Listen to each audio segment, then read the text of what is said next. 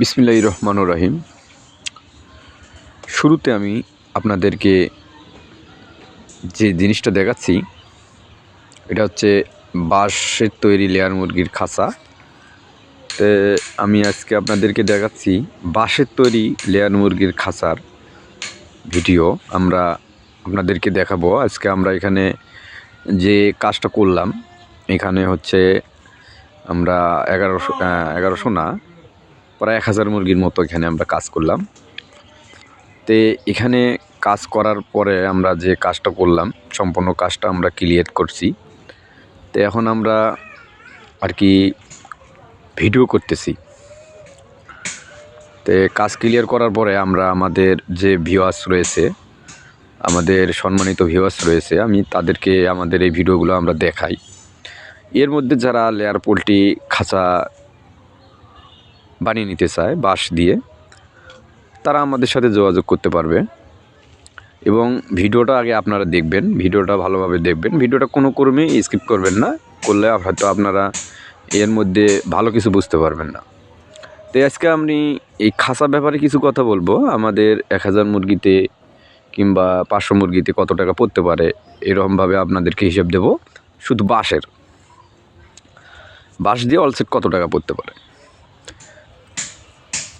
এখানে যে দেখতে পাচ্ছেন সুন্দর করে কাজটা করা আছে আমাদের নিখুঁত কারিগর রশিদুল ভাই।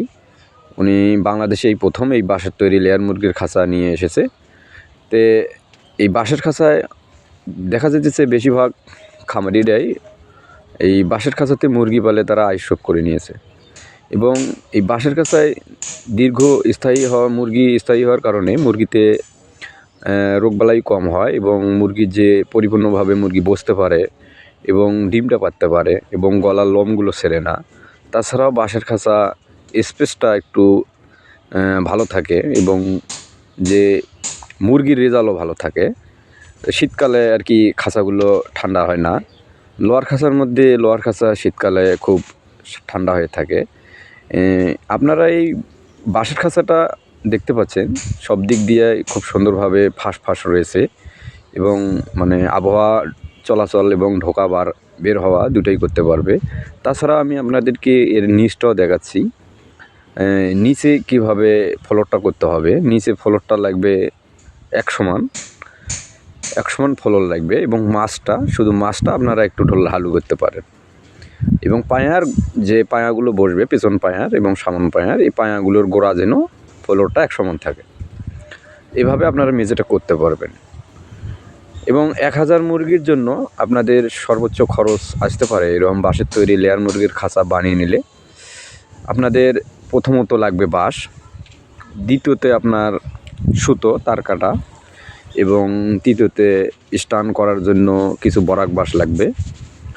বরাক বাঁশ বলতে বড় জাতের বাঁশ স্টানের খোঁড়া দেওয়ার জন্য।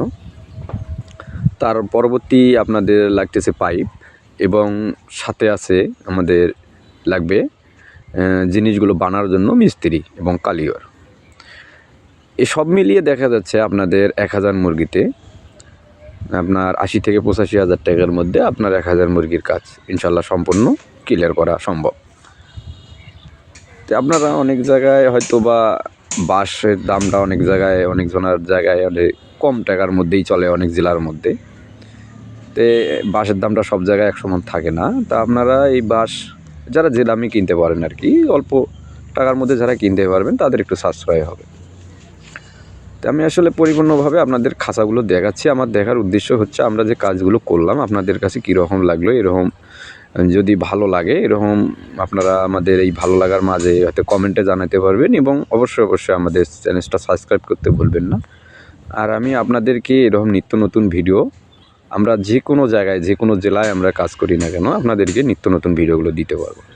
তাছাড়া আমি জায়গার নামটা আপনাদেরকে বলতেছি। আমাদের এই যে জায়গাটার কাজ করলাম এটা হচ্ছে আপনার জামালপুর শস্যবাড়ি আমরা কাজ করলাম। কাজটা আমরা সম্পূর্ণ ক্লিয়ার করছি। হয়তোবা আমরা কাল পরশুর মধ্যে এখান থেকে চলে যাব। যাওয়ার পরে আমাদের আরও কাজ আছে। ইনশাল্লাহ এই খামারিকে আমরা স্যাম্পলে কিছু বানাই দিলাম। যদি উনি এই ব্যাপারে বাঁশের খাঁচা হয়তো এদিকে নাই, উনি এ ব্যাপারে যদি ভালো কিছু রেজাল্ট পায় তা আশা করা যায় আমরা এই পাড়াতে আরও বানিয়ে দিতে পারবো কিংবা অনেক খামারি আশাবাদী রয়েছে বানিয়ে নেওয়ার জন্য। আমরা স্যাম্পলে কিছু বানাই দিলাম, খুব সুন্দর করে দিছি। এভাবে আপনারাও সুন্দর করে নিতে পারবেন।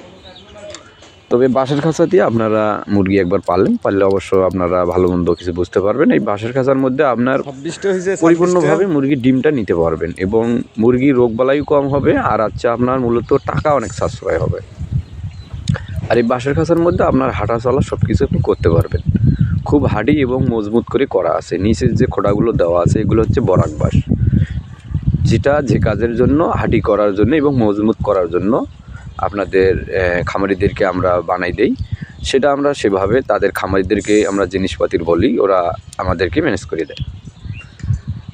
এটা নিচে যে ইয়েটা দেখতেছেন, এই একটা বাঁশের মতো, এটাতে সামনে ডিম আসবে, এখানে ডিম আসিয়ে স্থাপন হবে। সামনে একটা বাঁশের মতো দেখা যাচ্ছে লম্বা, এটাতে ডিম আসবে। এর নিচে যে খাদ্যর পাইপটা আছে, ওপরেরটা হচ্ছে পানির, নিচেরটা হচ্ছে খাদ্যর। এটা স্যাম্পলই কিছু আমরা উঠায় রাখছি আপনাদেরকে দেখানোর জন্য এবং বোঝানোর জন্য। তবে সম্পূর্ণ ঘরটা আমরা ঘুরে ফিরে আপনাদেরকে দেখাইলাম, ছোট্ট একটি ঘর। তবে বড় ভিডিও আপনাদেরকে দেখার জন্য আমাদের চ্যালেঞ্জে থাকতে হবে সাথে।